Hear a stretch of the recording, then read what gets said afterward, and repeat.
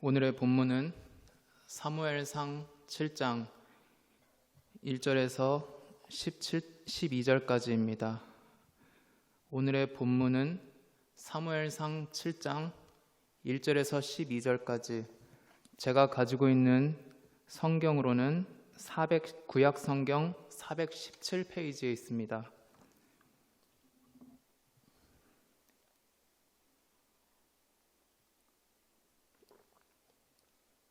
자, 그러면 다 찾으신 줄 알고 1절부터 제가 교독하겠습니다.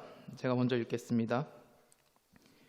기럇 여아림 사람들이 와서 여호와의 궤를 옮겨 산에 사는 아비나답의 집에 들여놓고 그의 아들 엘리야사를 거룩하게 구별하여 여호와의 궤를 지키게 하였더니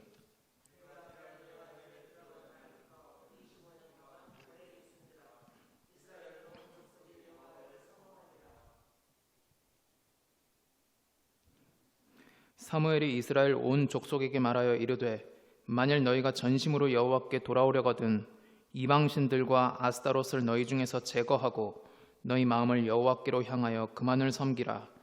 그리하면 너희를 블레셋 사람의 손에서 건져내시리라.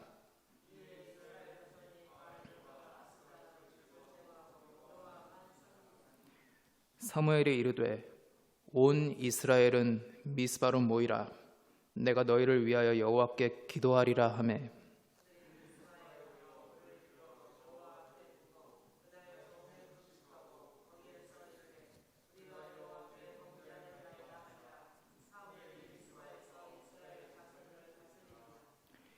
이스라엘 자손이 미스바에서 모였다 함을 블레셋 사람들이 듣고 그들의 방백들이 이스라엘을 치러 올라온지라. 이스라엘 자손들이 듣고 블레셋 사람들을 두려워하여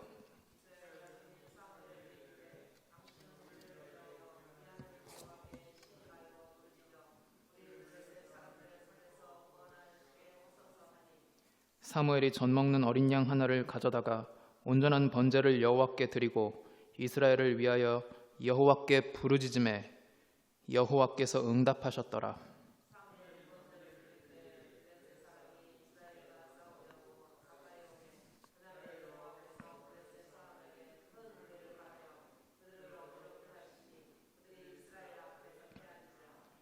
이스라엘 사람들이 미스바에서 나가서 블레셋 사람들을 추격하여 벳갈 아래에 이르기까지 쳤더라. 사무엘이 돌을 취하여 미스바와 센 사이에 세워 이르되 여호와께서 여기까지 우리를 도우셨다 하고 그 이름을 에벤에셀이라 하니라. 아멘.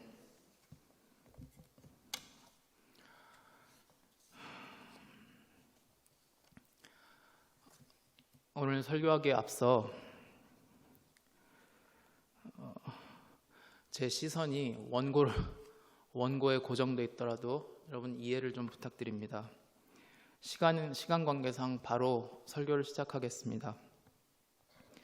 코로나로 말미암은 지난 3개월의 시간은 전 지구적으로 모든 개개인에게 또는 모든 교회에게 매우 힘든 시간이었음을 제가 여기서 굳이 강조하지 않아도 여러분 모두 잘 아시리라 생각됩니다. 그러나 같은 어려움을 직면해도 하나님을 믿지 않는 사람들과 하나님을 믿는 사람들의 반응은 크게 다르게 나타납니다.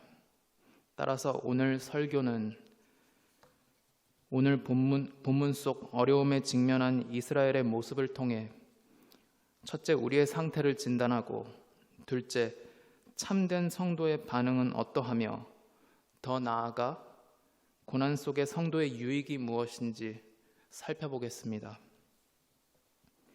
오늘 본문의 이스라엘은 오늘날 우리와 같이 매우 힘든 시간을 보내고 있었습니다.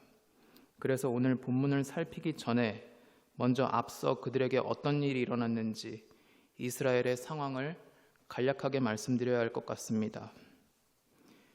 이스라엘은 앞서 4장과 5장, 4, 5, 6장에 걸쳐서 최소 3만 5천 명에 달하는 병력을 가지고 블레셋과 두 번의 전투를 치렀습니다.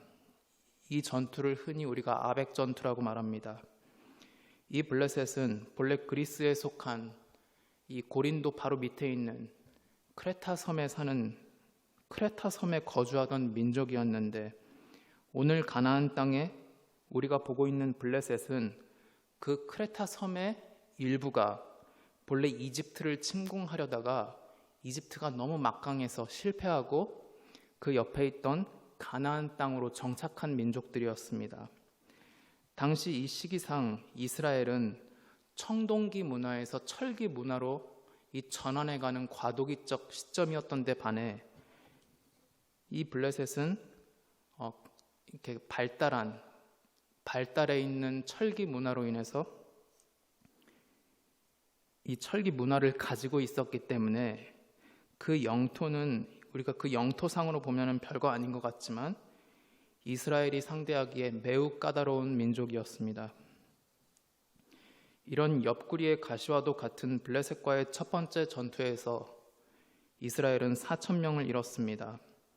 그리고 하나님의 언약궤를 가져오면 승리하리라는 미신적인 대안을 세워서 자신 있게 두 번째 전투에 임하지만 그 두 번째 전투의 결과로 이스라엘 군대 3만 명이 사륙을 당하고 언약궤는 블레셋에게 빼앗겼으며 당시 이스라엘의 영적 지도자였던 엘리 가문까지 몰락하는 최악의 상황에 처하게 됩니다. 그러나 그 후에 블레셋으로 빼앗긴 언약궤는 하나님의 심판을 감당하지 못한 블레셋의 자발적인 반환으로 인해 이스라엘의 영지인 베세메스를 거쳐 오늘 기럇여아림이라는 곳에 당도하게 된 것입니다. 그리고 오늘 본문이 시작됩니다. 제가 2절을 읽겠습니다. 궤가 기럇여아림에 들어간 날부터 20년 동안 오래 있은지라 이스라엘 온 족속이 여호와를 사모하니라. 여기 2절에 우리 개역개정 성경에서 사모하다라고 번역된 말은 본래 히브리 원어에서 나하라는 단어인데 이 뜻은 슬퍼하다 또는 울다라는 뜻입니다. 하나님의 언약궤가 이스라엘 땅으로 돌아온 지 20년이 지났습니다. 그동안 블레셋은 지속적으로 이스라엘을 괴롭혔지만 성경은 이스라엘이 블레셋으로 인해 슬퍼했다고 말하지 않습니다. 오히려 성경은 이스라엘이 오늘 슬퍼했다는 말 앞에 하나님의 궤가 이스라엘 땅에 들어온 지 20년이 지났다는 그 기간을 강조하고 있습니다. 다시 말해서 이스라엘이 슬퍼한 이유는 블레셋으로 인한 것이기는 하지만 그보다 이렇게 이스라엘이 수세에 몰린 이 상황 속에서 여전히 침묵으로 일관하시는 하나님에 대한 슬픔이요 하나님에 대한 눈물이었습니다. 이스라엘의 하나님, 이스라엘의 존재의 원인이요 이스라엘의 능력이며 이스라엘의 자랑이었던 하나님이 이스라엘에게 어떤 말씀도 하지 않으시는 것입니다. 지금 언약궤는 이스라엘 영토 안에 있습니다. 따라서 우리가 물리적인 거리로 살펴본다면 이 하나님의 언약궤는 당장이라도 가까이 가서 볼 수 있었지만 이 문제는 하나님과의 물리적인 관계가 아니라 물리적인 거리가 아니라 관계적인 거리였습니다. 제가 오늘 강조하고 싶은 첫 번째는 이렇게 이스라엘이 느낀 슬픔, 참된 이스라엘은 다시 말해서 하나님으로부터 택하심을 입은 성도는 하나님의 임재에 대한 특별한 감각을 갖게 된다는 것입니다.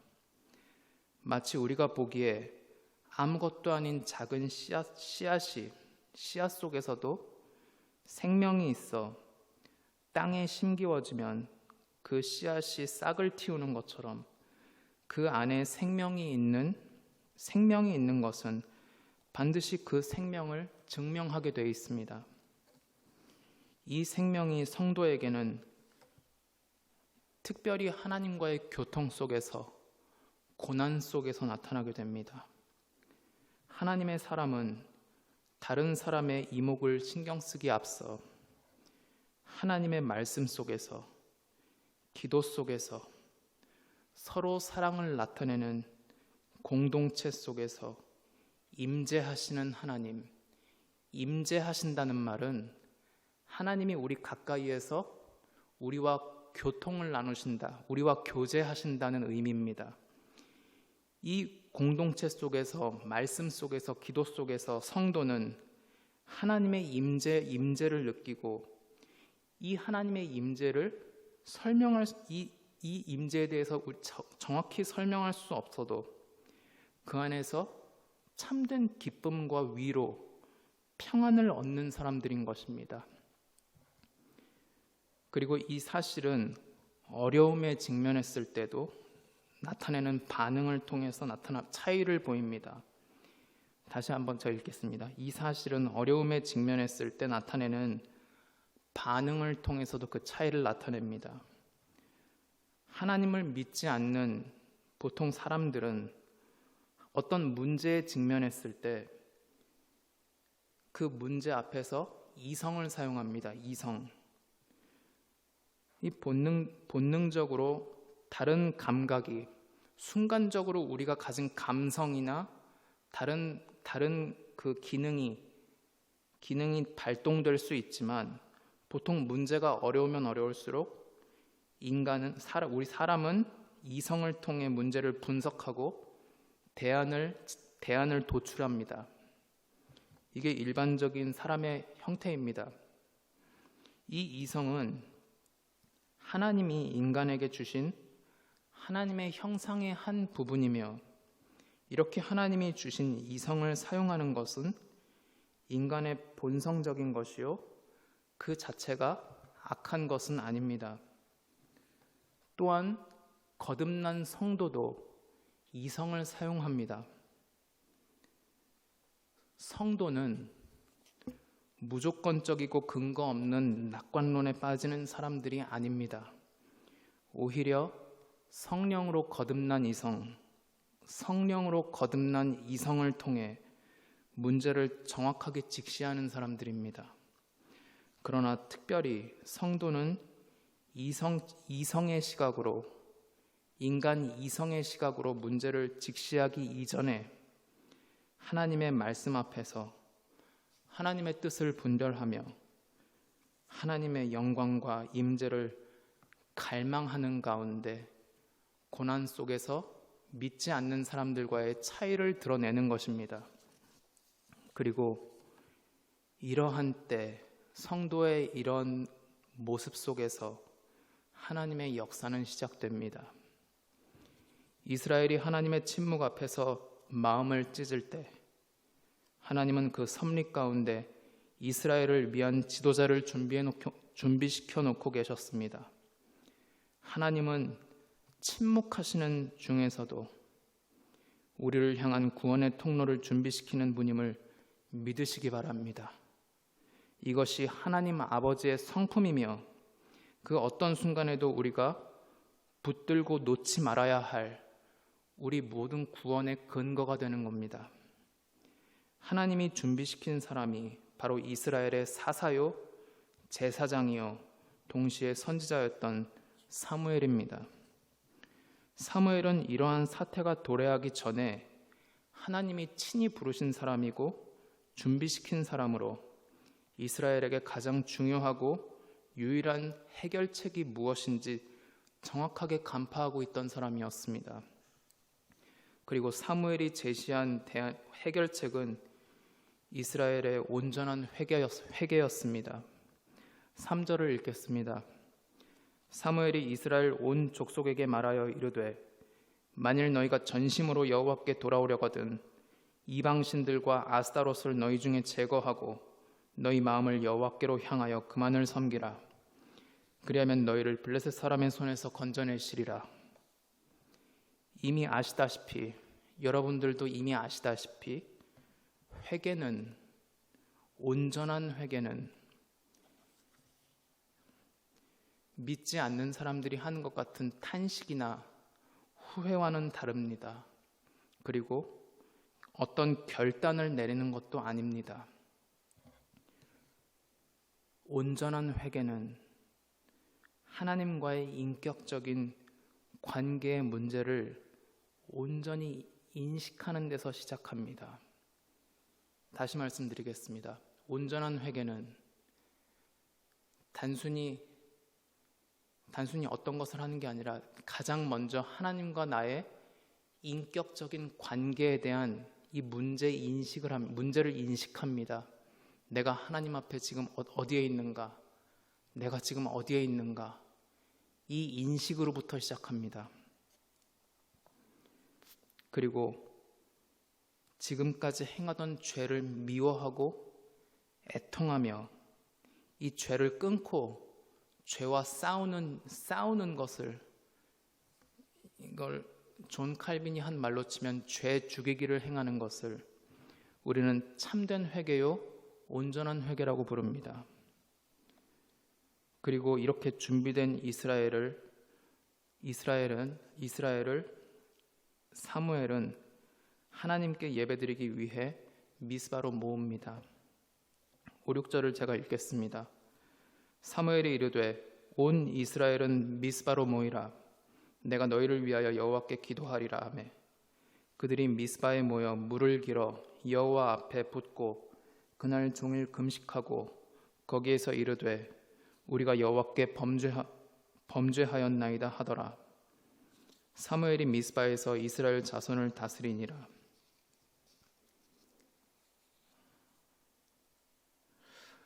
오늘은 특별히 시기가 시기이니만큼 이 모임, 이스라엘의 모임에 대해 초점을 맞춰서 말씀드리겠습니다. 사랑하는 성도 여러분, 뉴노멀이라는 말을 들어보셨습니까? 이 말은 본래 경제학에서 쓰이는 용어로 어떤 기점을 계기로 삼아 사람들의 인식이, 사람들의 기준이 바뀌는 것을 말합니다. 이전에는 이질적인 것들이 시간이 지남에 따라 이제는 일반적인 것으로 받아들여지고 생각된다는 것입니다. 많은 학자들이 코로나를 기점으로 그 전과 후에 사람들의 생각이 크게 달라졌음을 말하고 있습니다. 예를 들어서 여러분들은 지금도 유럽이나 미국 사람들이 한국 사람들보다 더 합리적인 사람들이라고 생각되십니까? 지금 그런 편견은 완전히 산산조각이 났습니다. 서양 사람들이 더 합리적이고 이성적 사고를 한다는 건 이제 누구도 믿지 않을 겁니다. 이런 것을 교회 안으로 적용시켜서 말하자면 이번 사태 속에서 사람들은 교회에 모여 예배를 드리는 일에 대한 다른 기준을 갖게 되었습니다. 불과 몇 개월 전까지 이질적이던 인터넷 예배가 이제는 편안하고 일상적인 일로 다가온 것입니다. 여러분들이 생각하기에 지금 이 온라인 예배가 코로나가 종식된 후에 완전히 사라지고 다시 우리가 예전처럼 오프라인 예배만을 하나님께 드릴 수 있을까요? 오늘날처럼 발달된 시대에 인터넷으로 예배를 드리고 터치 몇 번이면 쉽게 온라인으로 헌금을 송금할 수 있는 이 시대에 우리는 왜 꼭 교회로 모여야 합니까? 예배의 집중력 때문입니까? 단순히 성도가 교회로 모여야 하는 이유는 단순히 한 교인의 신앙의 유지, 지식의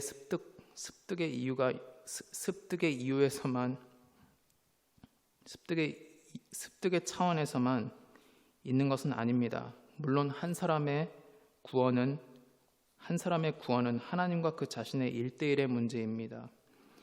그러나 여러분의 신앙생활에서 가장 중요한 것은 신앙의 유지, 지식의 습득이 아닌 신앙의 발전입니다. 신앙의 발전은 지식적으로 많이 배운다고 해서 되는 것은 아닙니다. 지식의 습득은 성도에게 있어서 가장 쉬운 것 중에 한 가지일 뿐입니다.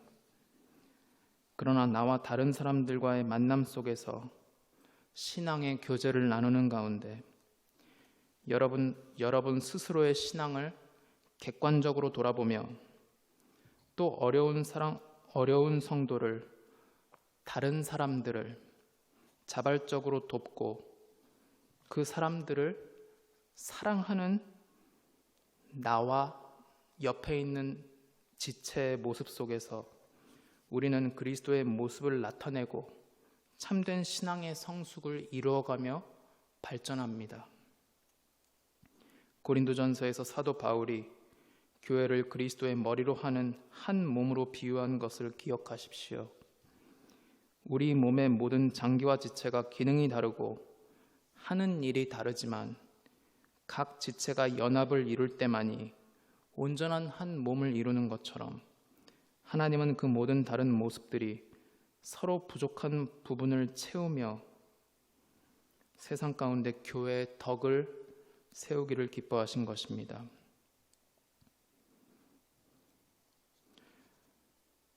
사랑하는 성도 여러분, 오늘 이 시간에 여러분이 인터넷 예배를 드리는 가운데 어떤 불편함이나 부담이 전혀 없으시다면, 그 부담을 전혀 느끼시지 못한다면 오늘 밤에 이 설교가 끝나고 바로 채널을 돌려서 TV를 보지 마시고 여러분 안에 하나님의 말씀에 대한 온전한 갈망이 있는가, 또는 내 안에 어떤 게으름으로 인한 나태해진 신앙의 모습은 없는가 살펴보시길 바랍니다. 교회를 어떻게 나오느냐, 온라인이냐 오프라인이냐를 떠나서 하나님은 사람의 중심을 보신다 하셨기 때문입니다. 다시 본문으로 돌아가 이스라엘은 미스바로 모였고 거기에서 물을 길어 여호와 앞에 부었습니다. 그리고 종일 금식함으로 자신의 죄를 고백했습니다. 그러나 사무엘의 말대로 미스바에 모인 이스라엘의 이런 행동은 오히려 그 대적이었던 블레셋에게는 침략할 절호의 기회로 비춰졌습니다. 7절은 이렇게 말합니다. 이스라엘 자손이 미스바에 모였다 함을 블레셋 사람들이 듣고 그들의 방백들이 이스라엘을 치러 올라온지라. 이스라엘 자손들이 듣고 블레셋 사람들을 두려워하여. 자, 여러분, 기껏 사무엘이 모이라고 해서 대대적으로 미스바라는 장소에 모였는데 이 꼴이 다 무엇입니까? 블레셋의 침략은 지금 당장 죽고 사는 문제가 걸린 실존적인 문제였습니다. 단순히 신앙의 문제가 아니었습니다. 죽고 사는 문제였죠. 복음서에서 베드로가 우리에게 보여준 것처럼 사람은 실존적인 문제에 봉착했을 때 그 자신도 알지 못하던 본래의 모습을 드러내는 법입니다. 그러나 이런 절체절명의 위기 속에서 이스라엘이 보인 반응은 진정 어둠 속의 빛이요, 아름다움 그 자체였습니다. 지금 이스라엘은 예배를 드리기 위해 하나님 앞에 회개하러 모였습니다. 그런 이스라엘이 블레셋과 싸울 수 있을 정도의 무장을 하고 있다고는 생각할 수가 없을 겁니다. 앞서 이스라엘이 단단히 모든 준비를 마치고 블레셋을 선공했을 때도 블레셋을 이기지 못했습니다. 그런 상황에서 죽음을 직면한 이 상황에서 이스라엘 사람들은 도망치거나 뿔뿔이 흩어지지 않습니다. 그들은 두려움 속에서 뿔뿔이 흩어지지 않고 신앙의 결단을 내렸습니다. 그 8절에 그들의 보인 신앙의 결단이 나오는데 제가 7절부터 8절까지 다시 한번 읽겠습니다. 이스라엘 자손이 미스바에 모였다 함을 블레셋 사람들이 듣고 그들의 방백들이 이스라엘을 치러 올라온지라. 이스라엘 자손들이 듣고 블레셋 사람들을 두려워하여 이스라엘 자손들이 사무엘에게 이르되 당신은 우리를 위하여 우리 하나님 여호와께 쉬지 말고 부르짖어 우리를 블레셋 사람들의 손에서 구원하시게 하소서 하니, 이스라엘은 과거 참패한 경력이 있습니다. 게다가 현재는 더 약해졌고 절망적인 상황에 있습니다. 그러나